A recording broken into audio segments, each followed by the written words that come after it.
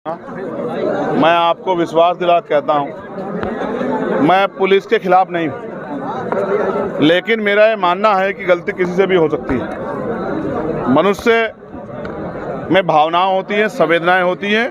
कभी कभी आक्रोश, संवेदना, भावनाओं के में बह के गलतियां हो जाती, लेकिन अगर वो गलतियां अपराध का रूप ले लें तो ये खतरनाक हो जाती है। मैंने उत्तराखंड में ही, मैं उत्तराखंड का रहने वाला हूं, मेरा गांव है यहाँ। 2009 में कॉलेज टाइम में रणवीर इनकाउंटर देखा था। पुलिस ने कहा हमने कोई गलत काम नहीं किया, ये आरोपी था, अपराधी था, ये कर रहा था, ये वो कर रहा था। लेकिन बाद में उस घटना की सीबीआई जांच हुई और दूध का दूध, पानी का पानी हुआ। 17 पुलिसकर्मियों पे कार्रवाई, आजीवन सजा हुई। मेरा ये मानना है, हमने पुलिस का बयान भी सुना, हमने पीड़ित परिवार को भी सुना। इस घटना की सीबीआई जांच होनी चाहिए। सीबीआई जांच होगी तो दूध का दूध, पानी का पानी हो जाएगा। अगर कोई निर्दोष है, हम नहीं चाहते कार्रवाई हो। अगर कोई दोषी है, क्योंकि अगर जो आपने आज बयान दिए पुलिस के लोगों ने, उस बच्चे पे जो आज इस दुनिया में नहीं, एक बहुत बड़ा इल्जाम आपने लगाया।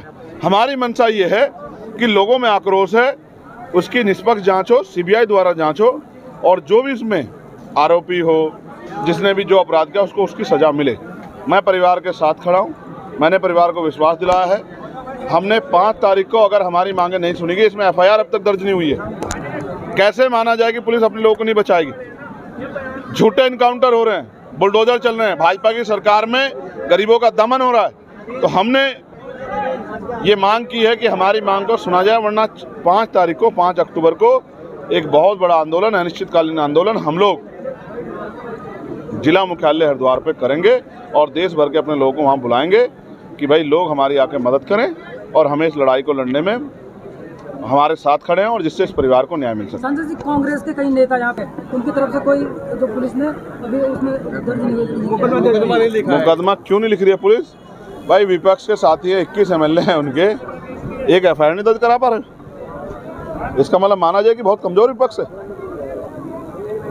मैं तो उम्मीद करता था कि 21 MLA को जाके मुख्यमंत्री के बाहर, दफ्तर के बाहर धरना देना चाहिए था, क्योंकि पुलिस के बारे में मैंने आपको बता दिया, वो तो राजधानी थी। देहरादून में जो हुआ पुलिस ने किया, कोर्ट ने सजा की, सीबीआई ने जांच की, आम आदमी ने नहीं की। और वो राजधानी, जब राजधानी में हो सकता तो यहाँ क्यों नहीं हो सकता? इसलिए मैं चाहता हूँ इस घटना की सीबीआई जांच हो और सबसे पहले इसमें एफआईआर दर्ज करके जांच कराया जाए निष्पक्ष, जिससे कि दूध का दूध, पानी का पानी, और आरोपी पे कार्रवाई हो। और क्योंकि एक बड़ा दाग, मैंने आपसे कहा, एक बड़ा सवाल है, जिस पिता ने अपना बेटा खोया है उस पिता को हमें जवाब देना है। इस देश की लोकतांत्रिक व्यवस्था को, लोगों की न्याय में जो विश्वास है, उनको हमें जवाब देना है। और अगर लोगों का न्यायपालिका से, पुलिस से, एडमिनिस्ट्रेशन से विश्वास उठ गया तो फिर कैसे देश आगे बढ़ेगा, इस बारे में भी हमें सोचना है। ये हम सबकी जिम्मेदारी। इस मामले में लोकसभा, विधानसभा भी उठाया जाएगा। मैंने वचन दिया है कि पार्लियामेंट में मैं और विधानसभा में विधायक जी, हम सब लोग इस मामले को जोर शोर से उठाएंगे। किसी भी कीमत पे सरकार को तानाशाही नहीं करने देंगे। ये हम सब लोगों का फर्ज है। एक ब्राह्मण समाज के बेटे की आपने देखा, इसी तरह का आरोप लगा के गोली मार के हत्या कर दी गई। ये हत्या जो है, धर्म के नाम पे या किसी और नाम पे हत्या नहीं देश बर्दाश्त करा। देश एकजुट होकर रहना चाहता है। सरकारों को अपनी पॉलिसियाँ बदलनी पड़ेगी। देश बदल रहा है तो सरकार भी अपनी पॉलिसियाँ बदलें, तब जाके मुझे लगता है देश आगे बढ़ सकता है। गाँव के लोगों का डर कैसे निकलेगा सर? 150 हम उनके साथ खड़े हैं।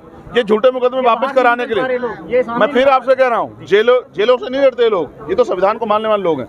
इसलिए हम लोग मांग कर रहे हैं कि जांच हो, और जांच होगी तो जब ये भी पता लग जाएगा कि किसी घटना को बचाने के लिए दूसरी घटना बनाई जा रही है। एक झूठ को छिपाने के लिए 100 झूठ बोलने पड़ता है।